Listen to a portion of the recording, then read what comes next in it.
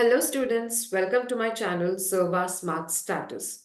So today in this video, I'm going to explain you about corporate governance, and today this video is helpful for ACCA students who are appearing for paper F8. If you want to if you want to have a proper analysis of this chapter, so you can check chapter number 3 in your material. So in that, corporate governance topic is mentioned. Okay, so let's begin the topic and understand about the corporate governance. Basically, what do you mean by corporate governance? In simple understanding, like there are different definitions and there are various definitions which is explained by different authors about corporate governance, but we cannot remember all those definitions, right? So simple strategy of remembering this definition is from here to here, ma. That's it. The system by which business corporations are directed and controlled.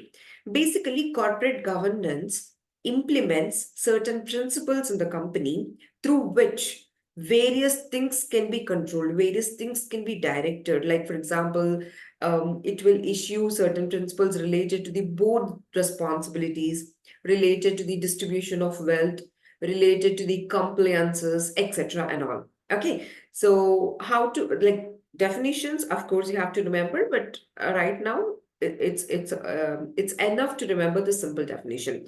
Like, what is corporate governance? Corporate governance is nothing but the system by which business corporations are directed and controlled. Okay, and the proper definition is given from second line here. The corporate governance structure specifies the distribution of rights and responsibilities among different participants in the corporation. Like, distribution of rights means to the shareholders, responsibilities means to the board of directors, and different participants in the corporation, like how they have divided, what is the structure. So basically, corporate governance framework will give you that kind of a governance structure and spells out the rules and procedures for making decisions on corporate affairs, like compliances, what law and rules you have to comply with, your company has to comply with. By doing this, it also provides the structure through which the company objectives are set and the means of attaining those objectives and monitoring performance. Basically, this definition is given by the OECD. Okay. And moreover, you can just go through this definition, just remember the few keywords. Okay, basically, when a question appears from this corporate governance chapter, we can be able to write the definition. That is what the motive here. Done. So corporate governance is nothing but it's a kind of structure, that it's a kind of principles where certain directions have been given how to operate the company, certain controlled provisions have been mentioned to how to operate the company. So these all things are mentioned under corporate governance. Now you have to know the definition of two things, like what do you mean by those charged with governance, TCWG. Like in further chapters, you're going to see those charged with governance. This keyword has been mentioned everywhere. Then what do you mean by those charged with governance is nothing but they have defined in such a way that individuals with responsibility. Okay, so individuals with responsibility for overseeing the strategic direction. So to whomever company has given certain responsibility to oversee the strategic direction, to, like, for example, a specific responsibility has been given to a specific individual. That means he becomes those charged with governance. Okay, so that's what it is mentioned here, strategic direction of the entity and obligations related to the accountability of the entity. That means that particular person to whom you have given a specific responsibility is also answerable to the entity. So that person or a group of individuals can be called as those charged with governance. And what is management? Management means nothing but who took responsibility for operations, for entity operations, for day-to-day operations of the company. Someone has to take the responsibility. That someone is understood as a management. And moreover, sometimes those charged with governance and management could be one and the same. But if at all there is a requirement that we have to give a specific responsibility to an individual or to group of people, we mention them as those charged with governance. That is the reason why we have differentiated between those charged with governance and management. I hope this is clear, right? Because while entering into the further chapters, you'll come across these two words and you shouldn't get any you should have a clarity, you should have a proper awareness about these wordings and all. So that is a motive. And we understood about corporate governance, those charged with, corporate governance, those charged with governance, and management. So these three definitions are mandatory to understand. Now, after this, basically every student will get a doubt that, okay, corporate governance is nothing but, ma'am, like how to control your company, how to operate your company, everything will be discussed under corporate governance. Now, to what type of companies is it important? To what type of companies it is mandatory to apply this corporate governance principles? Answer is nothing but these corporate governance principles or corporate governance provisions are to be applied mandatorily in case of listed companies. As you know, in case of listed companies, the rules, provisions, everything are stringent in nature. Stringent means strict in nature. So in those cases, it is possible that somewhere or the other, the controls or the directions, everything could be violated. So to not to happen those things, we have to implement this corporate governance structure or corporate governance principles in those listed entities. And then what about the other companies, ma'am? In other companies, it may be not mandatory, but it could be voluntarily implemented. Okay, so as it is very good to implement these corporate governance principles, later the investors' confidence will get improved. Like there are many benefits, ma, if you incorporate this corporate governance principles. So that is the reason why for private companies and for other companies, it is voluntary for them. If they apply, it is well and good. Otherwise, for listed companies, it is mandatory. Okay, and what is the reason for implementation of this corporate governance principles? Before in olden times, we don't have the existence of corporate governance in our country. But in foreign countries, like from like past 30, 40 years ago itself, they have implemented this corporate governance. In our country, we felt it mandatory. Why? Because of corporate frauds. There are major corporate frauds which have arisen due to certain loopholes or due to certain loopholes which have been existed in our law. So, like lawmakers felt that, okay, like we have to implement. Now it is mandated. Now it is an emergency situation. If we don't implement these corporate governance principles, again, we have to come across more corporate frauds. So that is the reason why we are talking about this corporate governance right now. So this is a new implementation in every company in our country. After this Companies Act 2013, I guess, corporate governance was a new chapter or a new implementation. So at that point of time, no, people were not aware about the corporate governance principles, exactly what is about. Then we have to take guidance from any other organization or from any other country where they have already been using corporate governance. Am I correct? We require guidance, no, to implement our own corporate governance principles. We require guidance. So the best example, I mean, the best corporate governance principles have been existed in UK. Okay, we call it as UK Corporate Governance Code. So UK Corporate Governance Code has given a guidance for this corporate governance principles. What lawmakers in our country did is like they took guidance from this UK Corporate Governance Code and they have implemented their own corporate governance principles. Now, what is exactly why we are taking UK as a best example for corporate governance code is like we're going to study it here. Okay, we're going to study further. First of all, we already knew that it applies mostly in listed companies and for other companies, it is voluntary. And the other one is, it has explained one concept more. Okay, one sec. It has explained one concept which is comply or explain. Like you may get in the exam also, like what do you mean by comply or explain in case of corporate governance? Nothing but corporate governance. If a company is applying this corporate governance principles, now it is mandatory, for listed companies, it is mandatory to apply corporate governance principles. Now, when they are applying this corporate governance principles, it has to prepare corporate governance report, which will be included in the annual report. Okay, corporate governance report. Now, what will be mentioned in the corporate governance report is whether company has complied with all the provisions of corporate governance principles or not. Okay, if at all you are not complying with the corporate governance principles, please explain what are the reasons behind that. Why you are not complying with the provisions.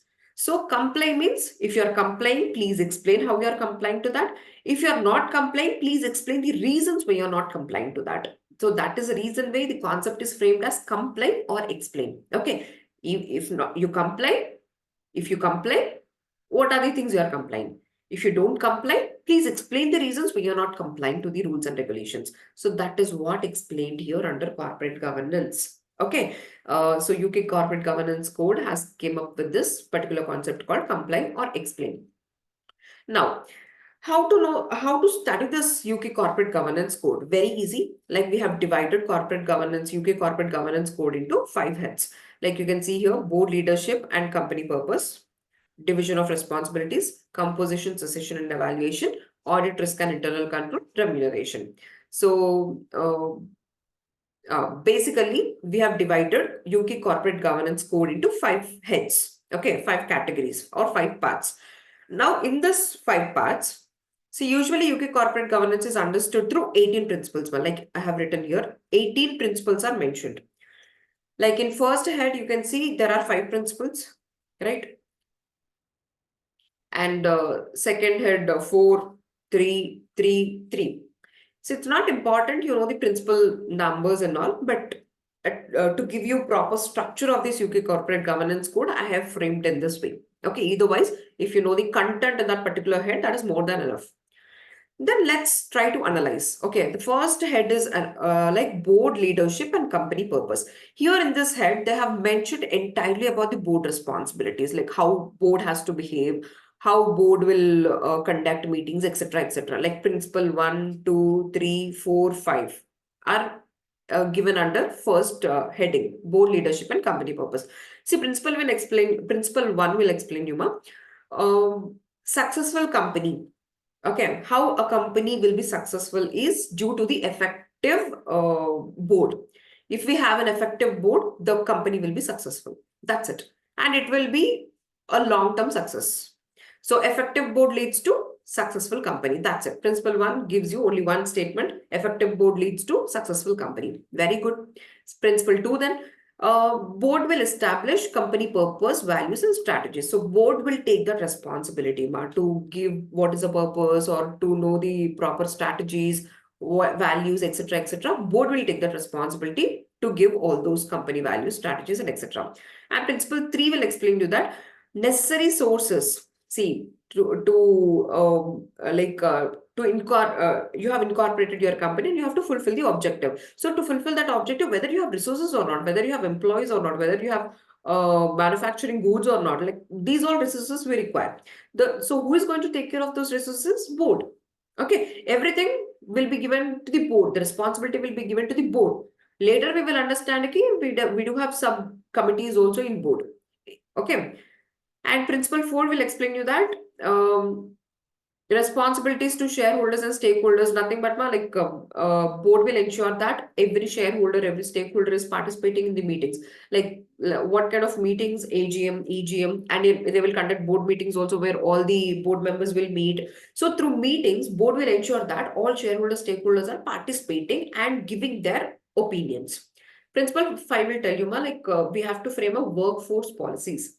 So board will take the responsibility to frame that workforce policies. What are workforce policies are nothing but in every company we do have employees, we do have workers, right? So workers should be given an opportunity, or workers should be given like a stage where they can communicate their issues or they can communicate their concerns to a particular person. Okay, so if I'm the head of the workers union or organization, so I should give that liberty to my workers so that whatever issue comes up, they have to come to me and tell me about that issue.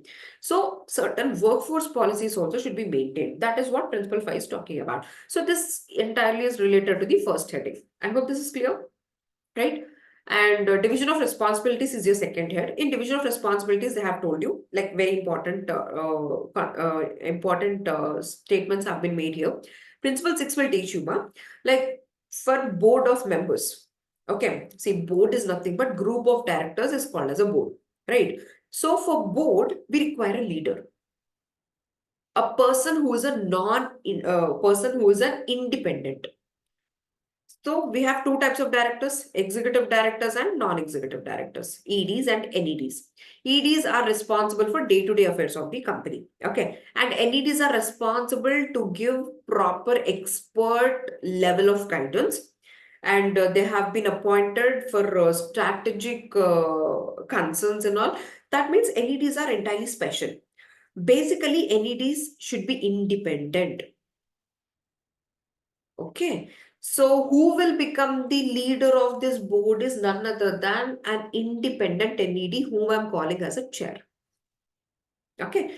For board, we require a chairperson. That chairperson will be none other than an independent NED, independent non-executive director. So that is what I have mentioned in the principle 6. So whatever the principle 7, we need to have appropriate combination. That means we do have EDs and NEDs, no. So how many EDs and how many NEDs we need to have? 50-50%.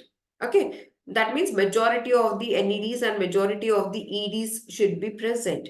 Means if we have 5 EDs, we need to have 5 NEDs also, like appropriate combination, 50-50.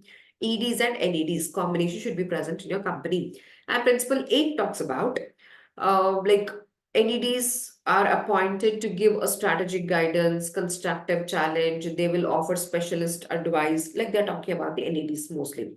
Principle 9 will talk about, like in every company, mostly listed companies, we do have a whole-time company secretary. Okay, who this company secretary is? None other than a compliance officer, a key managerial person. So company secretary role is to check whether company is complying to all the provisions, rules and regulations or not.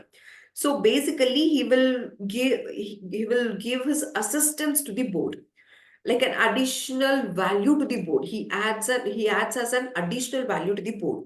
So if we have a company secretary who is adding as an additional value to the board, make sure that company secretary is framing certain policies, processes, information resources, etc., so that effectively and efficiently operations are going on, functions are going on. If we have a company secretary, okay, in few companies it is not required to appoint a company secretary, but if at all it is a listed company, of course it is mandatory.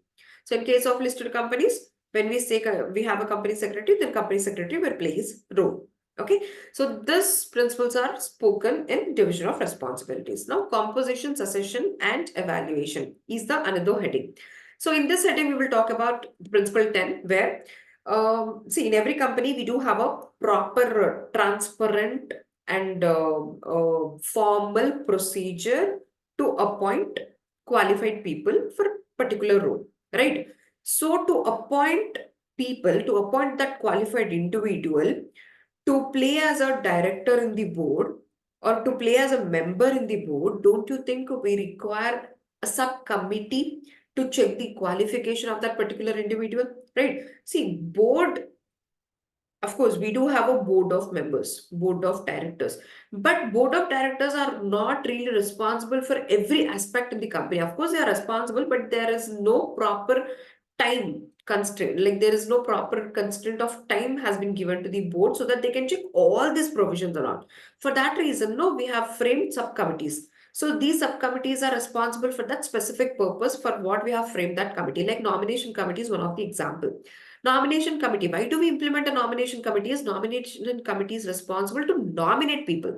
Okay, to appoint people, to appoint whom? Qualified people. Where in board, as a chair, or as a senior management. So in senior management, in board, to appoint him as a chair, we require committee to make an analysis of that particular individual. So nomination committee plays that role. Okay, and principle 11 talks about whoever is getting appointed under the board need to have proper skills and experience and knowledge. Of course, we'll evaluate this point. And principle 12 talks about annual evaluation, or you can call it as annual re-election also. After appointing uh, people in board, okay, after appointing board members or whatever, it's not like they will be staying in that role forever, for lifelong. So what we have to come up with, we have to come up with certain strategies called as annual re-election. So annual re-election means every year, based upon the performance of that particular individual, we're going to re-elect that person to that particular role. So if we maintain this process, no, so no board member or no official will take the advantage of that. Okay, so if we implement these kind of policies, these individuals will make more, will put their more effort for the growth of the company. So annual re-election is mandatory in every company, so that every year qualified people only will be fixed in that particular role. So that is what Principle 12 talks about. And that's it. And this heading, audit, risk and internal control, talks about Audit committee. Ma. So why do we require an audit committee when we have an internal control function, when we have external auditor? The reason behind this is, see, first of all, board will take whole responsibility, right? Board will take every responsibility, but board doesn't have enough time to take care of all such things. So that is the reason why we have framed subcommittees. So one of the subcommittee we have already understood, one is nomination committee and the other committee is audit committee. So what is the impact of this audit committee is, like, we need to have a formal and transparent policies and procedures to ensure the independence and effectiveness of internal and external audit functions. Now, external auditor is appointed. Now, how do we know whether he's independent or not? How do we evaluate? So we need to have a professional people, right? Professional group of people. That professional group of people are none other than audit committee members. Okay, so internal audit function, whether internal audit function is effectively working or not, who is going to check? Audit committee members. So that is the reason why there is an importance of implementing an audit committee. So that is what principle 13 is talking about. And principle 14 is about, like, we need to have a fair, balanced, understandable assessment of company's positions and prospects. Like, board will prepare all this. And principle 15 talks about how risk and internal control framework is managed. Risk, internal control, internal audit function, everything is managed through audit committee. So that is about audit, risk and internal control. And last heading is about remuneration. So here we're going to talk about the remuneration committee. Okay. And basically in every company, we need to have certain remuneration policies. Previously, what used to happen is directors used to set their own pay to prohibit that. See, directors have certain powers, right? And company affairs, everything will be taken care by the directors. Now, what happens here when everything is taken care by the directors? They may take abuse they may abuse the power, and they may execute to take their own remuneration. That means no director should be given an option to take their own pay. So when we have given that option, that means every year he will take increments, bonus, a high amount of salary, even though company is working under losses. So don't you think we have to prohibit that concept? That is the reason why remuneration committee has been implemented. So remuneration committee consists of certain expert number of people. So these experts will take care that a certain strategy will be implemented, and to make company have a long-term sustainability, we require those remuneration policies for sure. So to whom we are going to set the remuneration is like for executive directors mostly. For executive directors, we are going to frame this remuneration policies. And principle 17 talks about we need to have a proper remuneration policies set up for executive directors and for senior management and also for chair. For all these three people, we will set up a formal and transparent procedures, which is entertained by remuneration committee. And last principle 18 talks about the director should exercise independent judgment. Remuneration outcomes, like whenever remuneration is set up, whenever we are setting up this remuneration policies and all, we have to take care of that independent judgment. That means independently I have to decide whether this particular amount will be given to this qualified person or not. So that is entirely about the independent judgment. That's it, Ma. So this is the end of the corporate governance topic. Basically, we have seen four committees here. Like, very important committees are nothing but one is audit committee. One is audit committee. The other one is nomination committee. Nomination committee. And the other one is remuneration committee. And the last one is like risk management committee. Of course, we do have risk management committee also. Okay. So basically here out of these principles, we can see four important committees: audit committee, remuneration, risk management committee. So now audit committee consists of at least three non-executive directors, independent non-executive directors. And nomination committee consists of majority of independent non-executive directors.